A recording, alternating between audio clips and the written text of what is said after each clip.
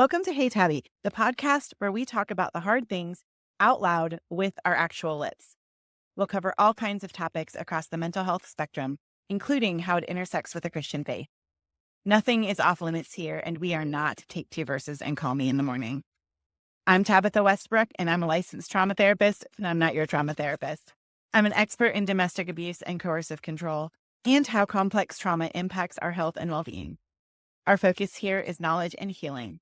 Trauma doesn't have to eat your lunch forever. There is hope. Now, let's get going.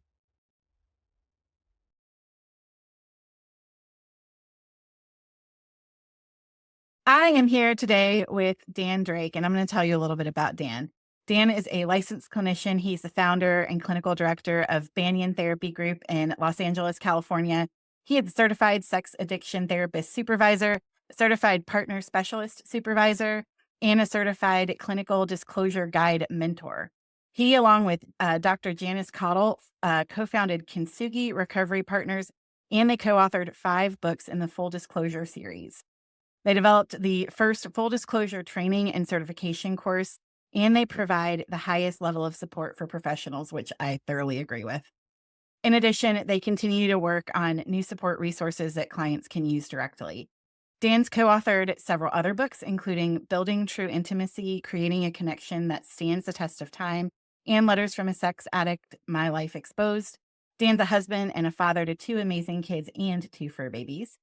In his passion to help sex addicts, their partners, and families restore relational, mental, emotional, physical, and spiritual wholeness to their lives, Dan strives to provide a safe environment where his clients can grow and heal. And his contact information will be in our show notes. And Dan, thank you so much for being here. You're like me. I call me alphabet soup because of all the letters. But thanks for joining me today. Thanks, Tabitha. It's so great to join you.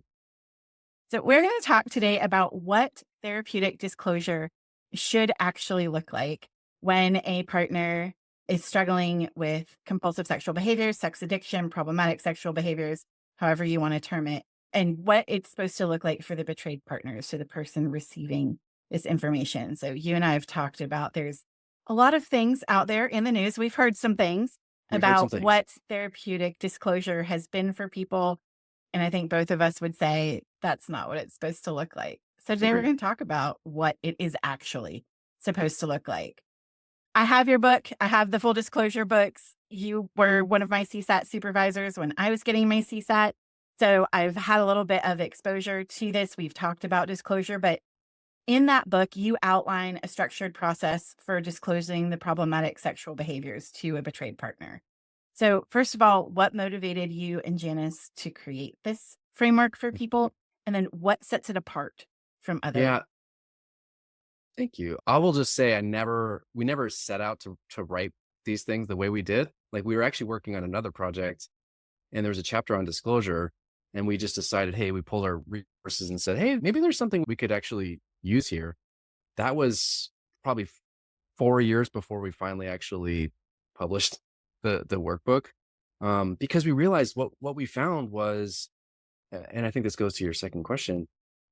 We found that there were some resources out there for disclosure, but not ones that we felt like were how to walk through this directly with the clients, written to the clients directly, and then really helping navigate the different choice points along the way. Because I think why if it has these books, they're big. Unfortunately, they turned out way bigger than we had ever expected, because what we realized is every couple's different and every situation's different, and what disclosure might look like is different. So instead of saying this is the one way to do it and this is the box you have to go into, we try to say the choice points along the way and how to best navigate those things for what you specifically need in your own experience. So I think that's what sets it apart. We've really worked to choreograph the partners side of it with also the disclosing person's side. So there's choreographed information back and forth, some exercises that correspond. So what we tried to do was to get disclosure guides, the people that are helping support their clients,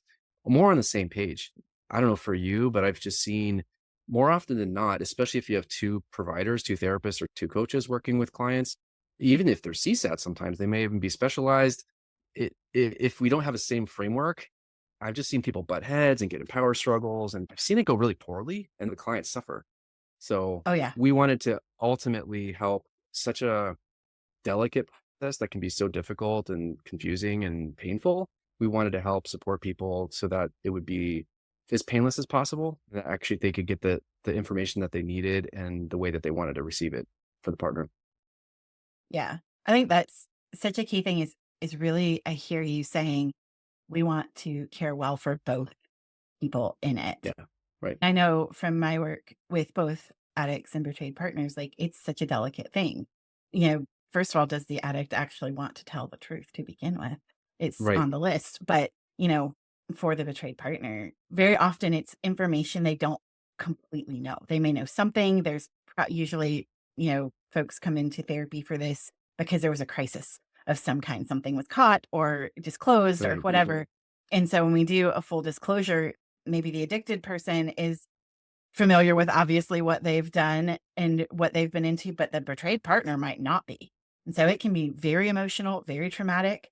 Um, so what are some of the most common mistakes that you see therapists or individuals who are doing these disclosures make in the process? And then how can that actually bring further harm to the betrayed partner?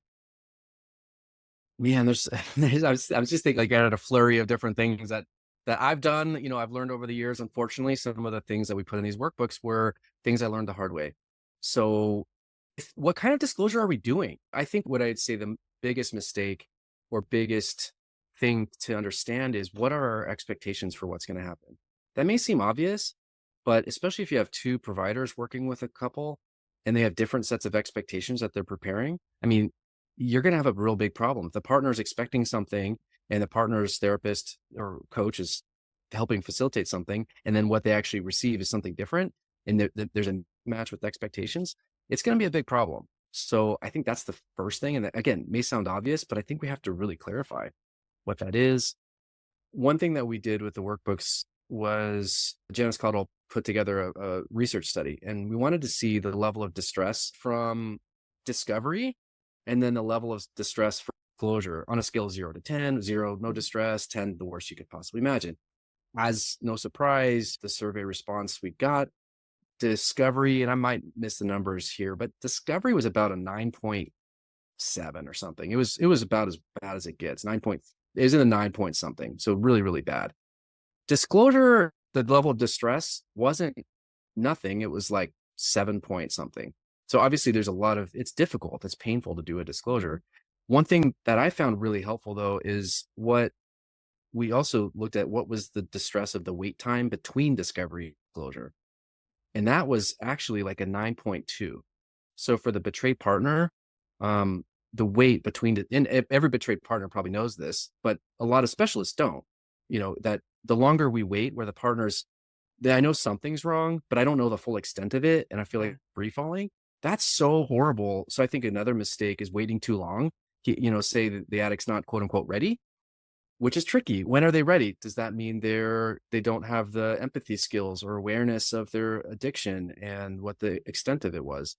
Sure, but how long do we wait? I guess that's the thing of finding that zone where we don't have it drag out so long for the poor partner who's free falling, and also we give a little time where the addict can get some stability before we do it. So that zone takes a lot of finesse, and it's different for every couple. But I think that I've seen either we're going to just do it tomorrow. I mean, of course, the partner needs this information yesterday. They need it right now, Mhm.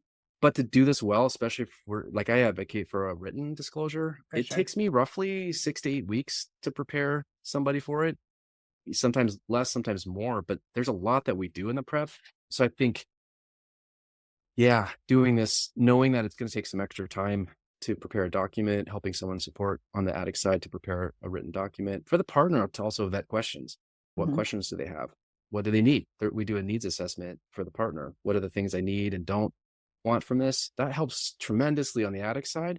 If I'm preparing the disclosing person, helps me so much to know what does the partner want, what don't they want? Because Right. last thing I want is to try to we want to give as much choice back to the partner because that's what was taken from them. Last thing I do is start making choices for what I think the partner would want to know or not want to know. I don't want to be in that position. So we try to do that and navigate that as well as possible. So there's a bunch more, I've learned along the way, but that's at least a couple. Yeah. I think one of the important things I'm hearing is we give choice back to the partner that was taken from them. And I think that is absolutely huge, and every betrayed partner that I've ever spoken with ever, that's a big deal. What do you want to know? And what would be helpful? And I think that's where the the person getting the disclosure to the person receiving it, those 2 therapists or coaches, they need to be talking to each other. And there has to Yes. be a real understanding there of like, we're about to say really hard things to the betrayed partner, and is that person going to be okay? Are we Yeah. taking care of them well?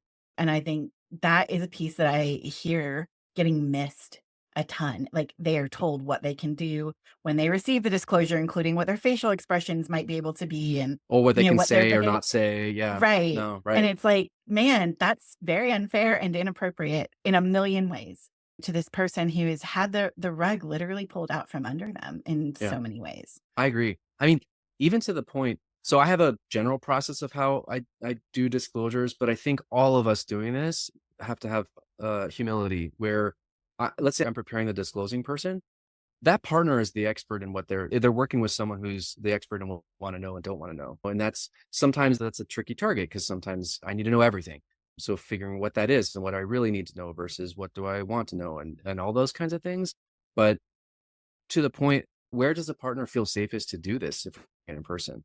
Is it their therapist's office? Is it somewhere not there? Where can we build safety? How do we come and go? Usually I give the partner choice. How do we set up the room?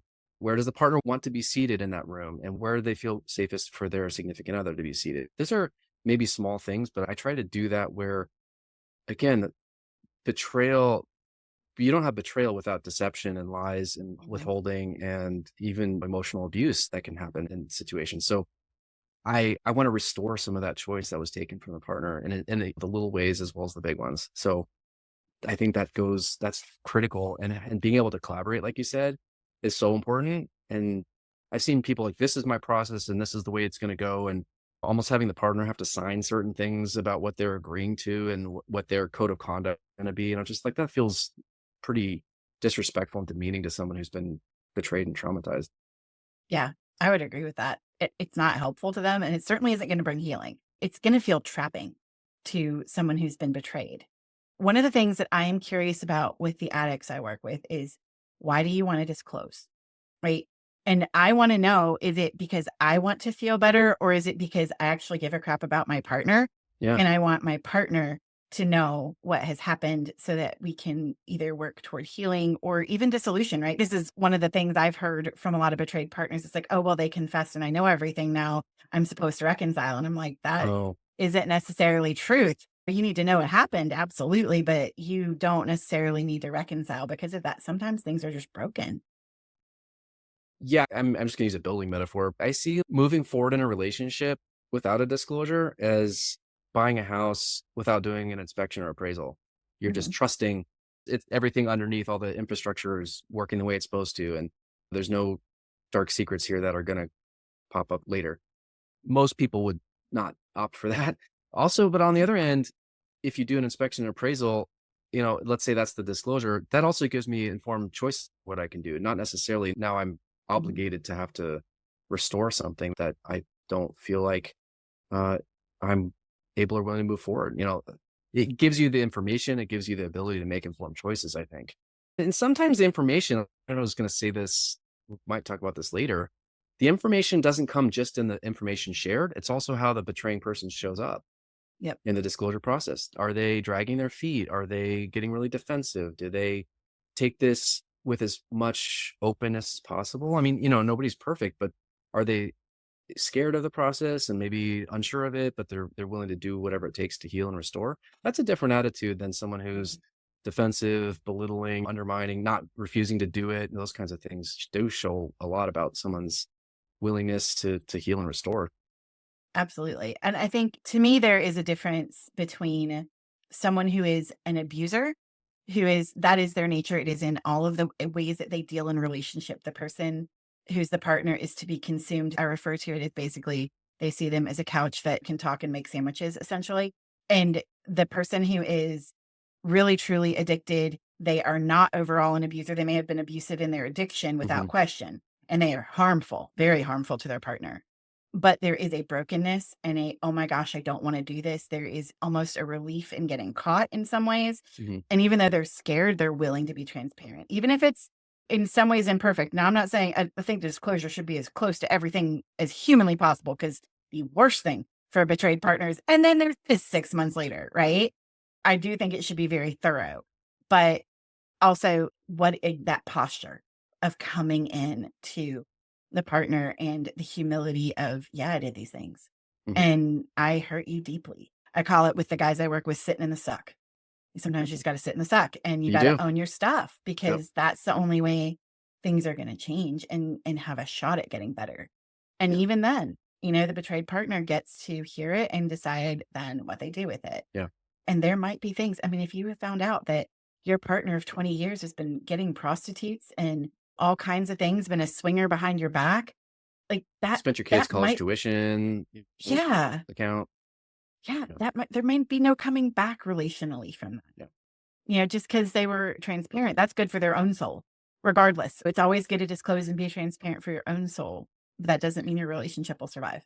Yeah, and I think that's a really good point. I get this a decent amount from people, the betraying person, the addict. Their big core fear is, and it's linked to their own negative core beliefs, probably from early on, from their own experiences. I'm bad, defective, unworthy, unlovable, all those kinds of things.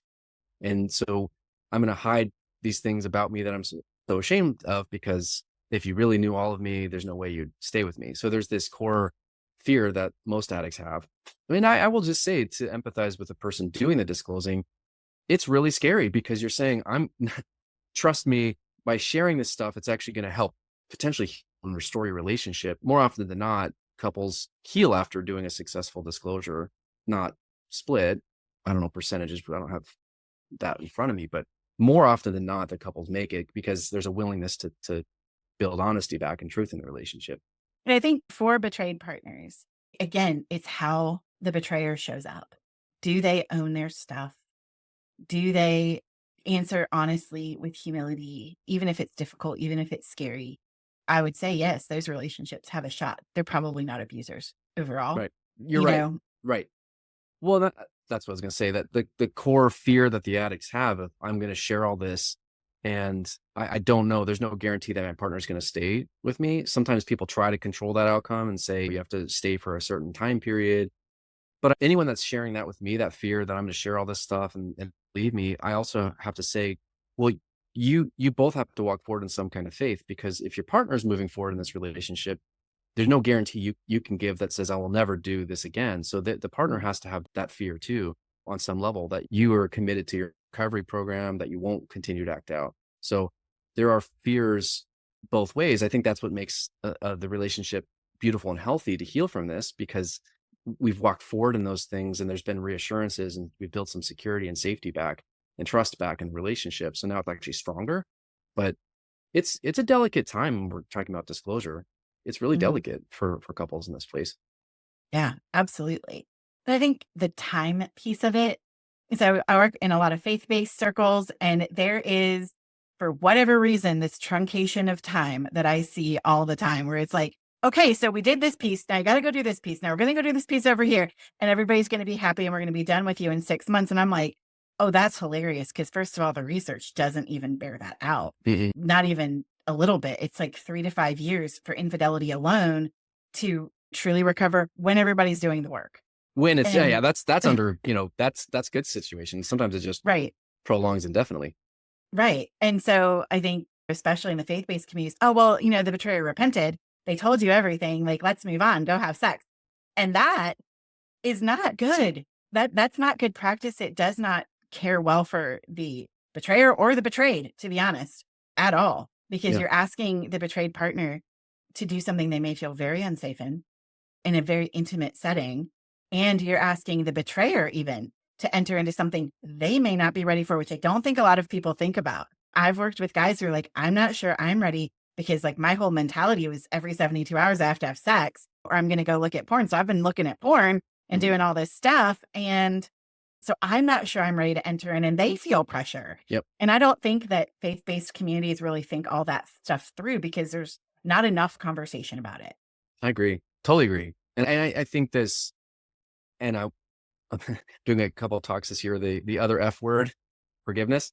Um, Yes. that's a big one. And I'm all for forgiveness, but not cheap forgiveness. I mean, forgiveness Right. comes, think of the three, Judah Thurman, that APSATS uses a three-phase model of healing. First, safety stabilization. We have to build safety Mhm. stabilization back in the Yes. relationship, which can take some time to get our footing back and build some stabilization.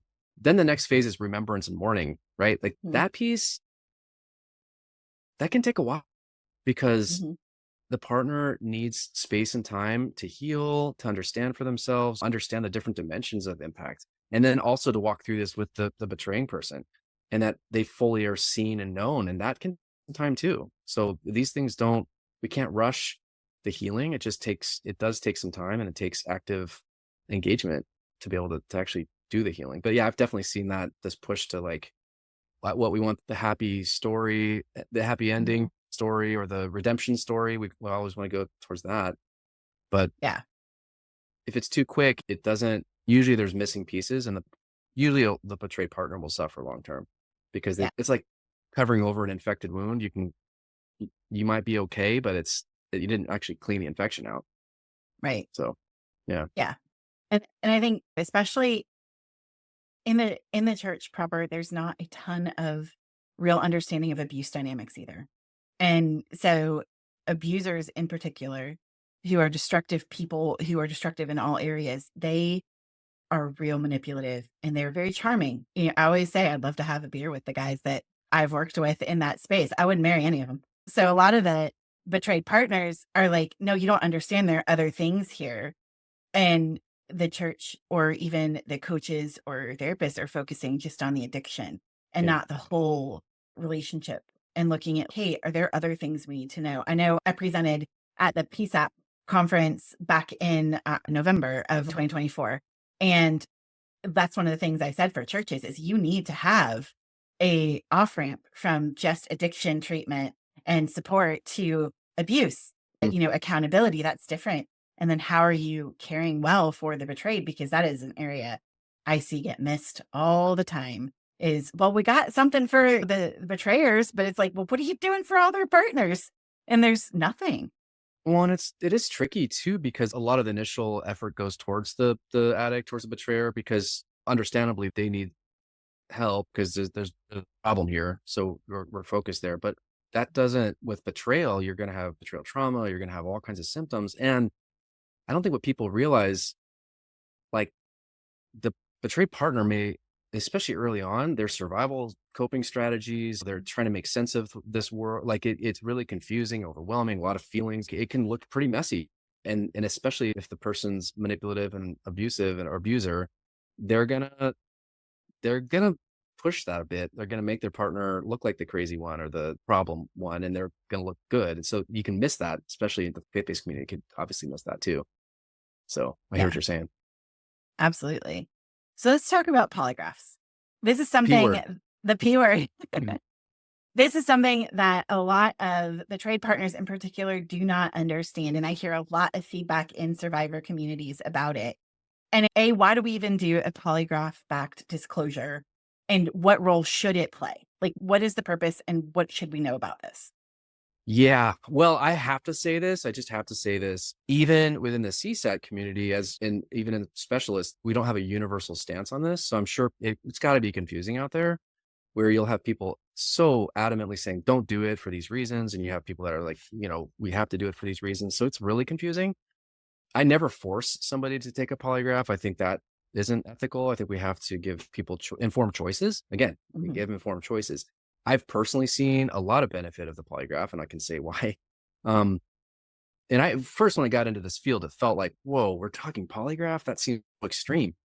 It does seem pretty extreme, but what it is, it's essentially there's different polygraphs. So I have to say fidelity polygraph versus forensic polygraph. The point of polygraphs that we would use isn't to shine a spotlight on somebody and catch them. It's not a gotcha thing. I knew you were lying. It's actually to validate the honesty of what they're sharing. That's the point of the fidelity polygraph.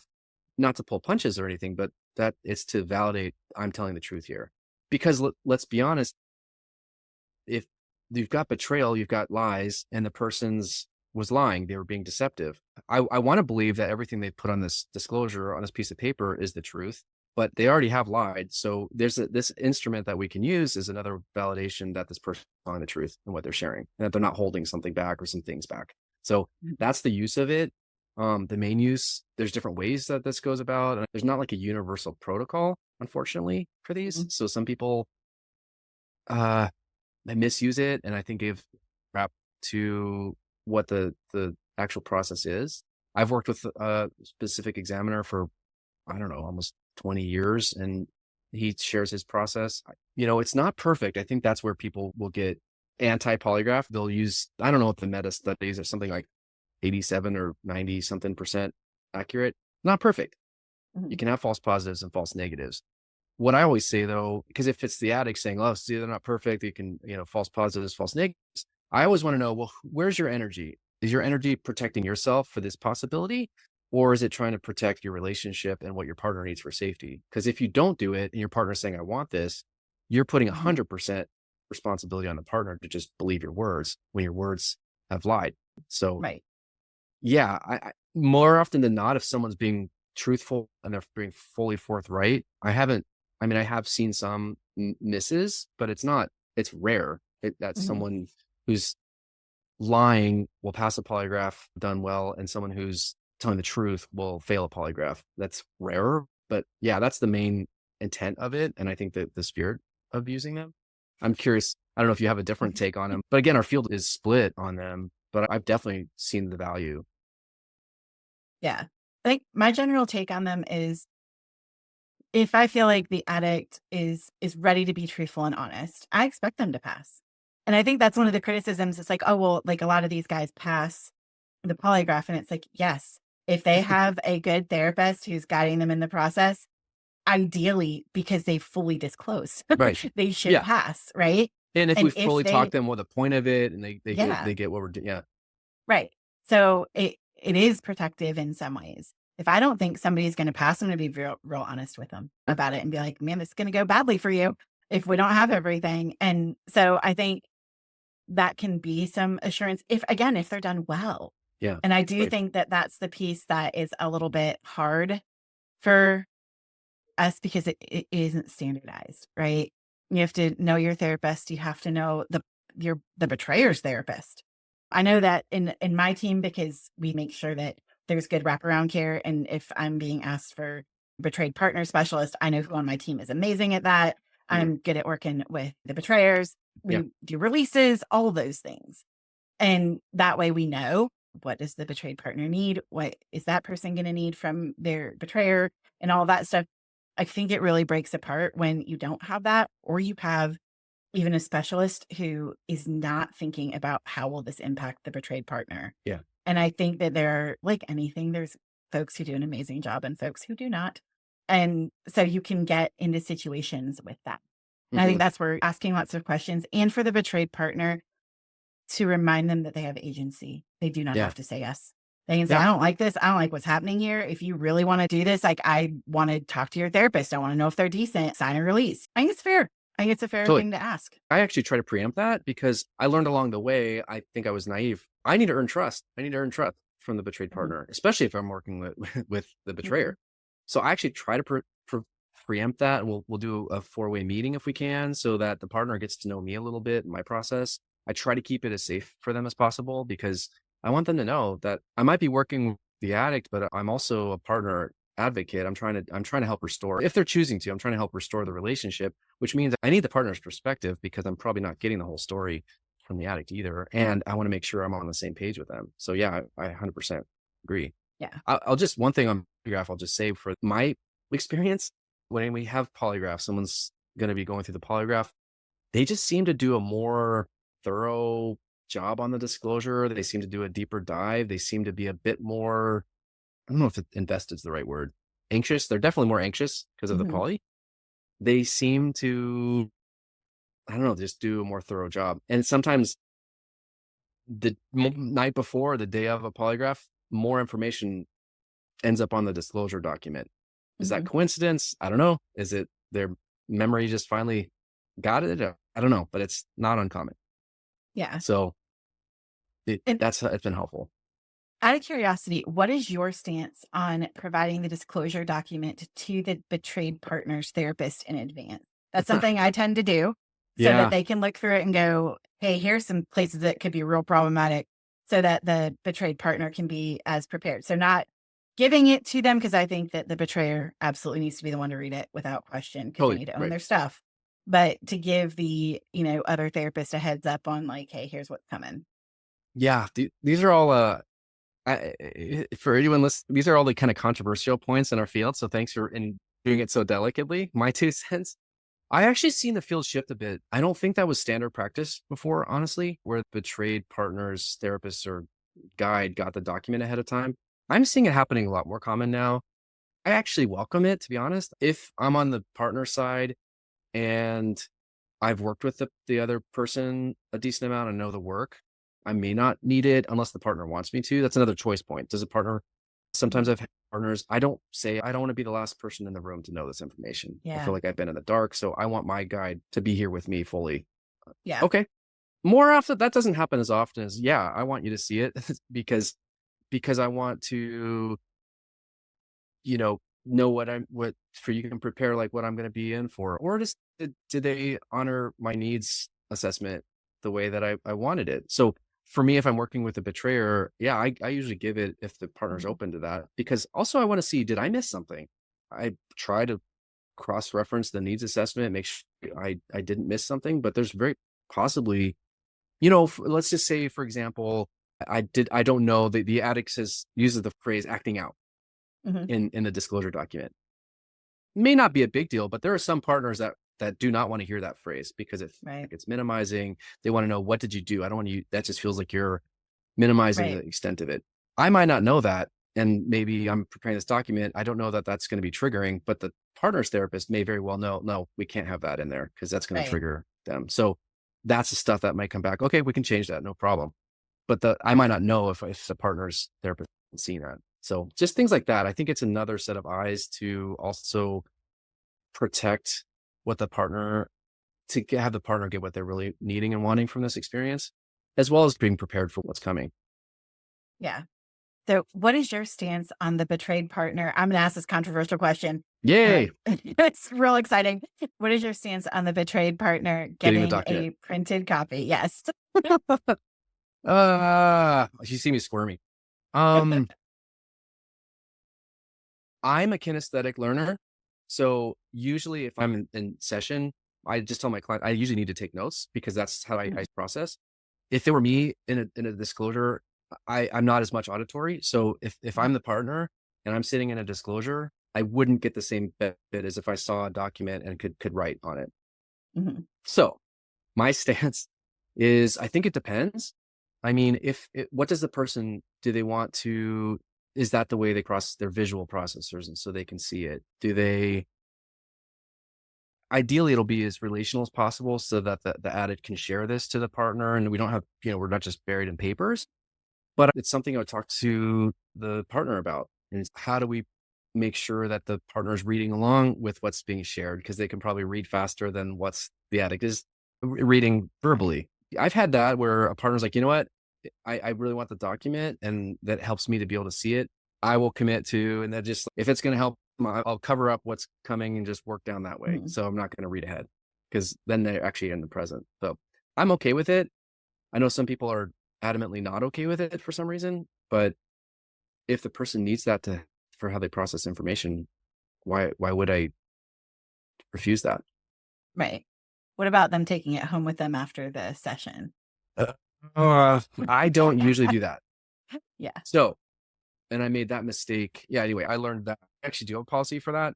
I don't give the document out. What I usually do is we have a discussion about how we're going to manage this document.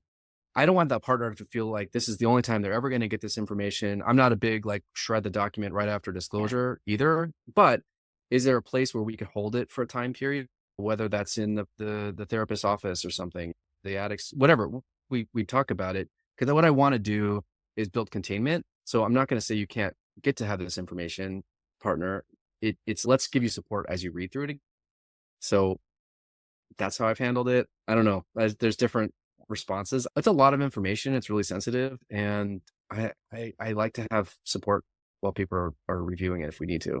So Yeah, I don't know your take. I would agree with that. I don't think taking it home is wise for a million different reasons. But I understand why betrayed partners, especially hearing that out of the gate until there's some relational equity and trust between all of the therapy team, I could see why they'd be worried. And the Well, ones I've heard the real pushback from are people who had really awful disclosure experiences that were right. not thorough, they were not well planned. And they were like, I was being lied to the whole time. And I would have loved to have had this to refer back to because I was so gaslit and Yeah. so lied to. So I understand that perspective. I think if it's done really well, and the betrayed partner's therapist or coach and the betrayer's coach or therapist is working together, then and you do build that containment, it's like, hey, we're not going to keep you from this information.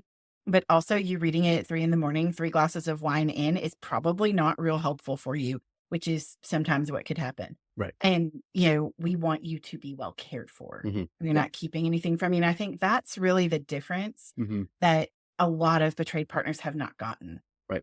Yeah. I always, if I'm going to set some sort of guideline or I don't want to say boundary, but if that's the protocol, if for every, oh, I want there to be a yes. So if I'm saying no, you can't walk home with that, I'm not saying no, you can't ever hear this information again or process it. And this is the last chance you'll ever have.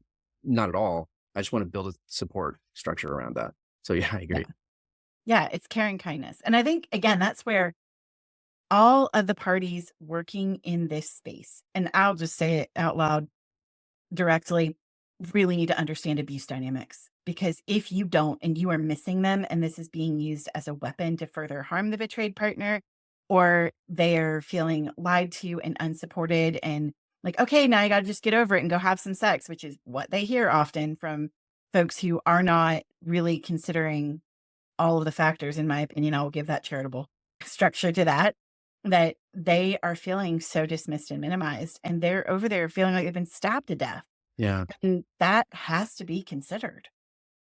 Well, I even use that. I think that the stab to death, like if someone had a major surgery, there's a post-op period. And I feel like Mhm. disclosure is a major surgery in a relationship. There's going to be a post-op period. And oftentimes, right after if I had major surgery, I may actually feel worse.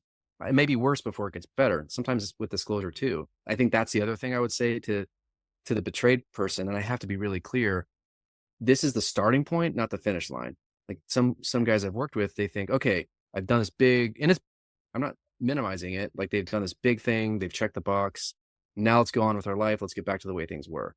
That's not how it goes. It's not how this works. So we have to rebuild something. But it's again, it's more fragile and there's a lot more delicate need for safety and containment right after disclosure for a period. So yes, no, we're not going, you don't just get up and go for a marathon after you've had a major surgery. That's not what we're doing. We have to have a lot more compassion and, slow this down. Yeah, definitely. Well, I really appreciate you hanging out with me today and talking through what therapeutic disclosure should actually look like that really cares well for both parties and hits some of those nuances that are really important, particularly to the betrayed person who didn't ask for any of this Yeah, and is being oftentimes blindsided by finding something or being told something, or heaven forbid, in some instances, the police showing up. I And know. Right. that is such a brutal experience. And I think that we as a profession can care well for all the people in the situation, even if they're not necessarily your client. Yeah. Whenever I'm working with someone who's been abusive, my mantra is the client isn't actually in the room in a lot of Mm, ways. I need to care well for the safety of other people impacted by the behaviors, somebody who is a betrayer or an abuser. yeah. And that's really important to consider because there's another person or people involved in this Yeah. as well. So, 100%. yeah, Yeah. really love you being with us today. Where can folks find you in case they would like to find you? My business site is banyantherapy.com, BANYAN therapy.com. We also have with Janice Caudle, we wrote those disclosure workbooks. We have, and you said it perfectly. So Kintsugi, it Yes. sounds like a law firm. It's not. Kintsugi Recovery Partners.com. If you're looking for people that we've trained that have a specialty in doing disclosures, that's actually, we have a find a guide listing there. So that was our point. We wanted to have a place where you could know, okay, these people are coming from or enough framework rather than just having to shoot in the dark. So those are a couple places. Yeah, and kintsugi is one of my favorite concepts because it takes something that is shattered and puts it back together in a way that is beautiful because it's obviously the epoxy and the gold, and you put it together, and the finished piece is often stronger than the original piece was to begin with. And so, Yes. for betrayers and betrayed partners that are able to do the work and move forward, they can have something that is wholly new and more beautiful than what it once was. I think that's an amazing thing. I'm all for restoration and healing and rebuilding when it's possible. Yeah, Hmm. and when it's not, I'm also okay with that. Yeah. Right. Right. So thank you so much for being here. Super, super appreciative. And we will make sure all of your information are in the show notes so people can find you and find guides that can help them along this if they need it. So thanks for Perfect. joining Thanks, me today. Tabitha. Appreciate you. Thank you. Thanks for joining me for today's episode of Hey Tabi. If you're looking for a resource that I mentioned in the show and you want to check out the show notes, head on over to tabithawestbrook.com/Hey Tabi. That's HEYTABI, and you can grab it there. I look forward to seeing you next time.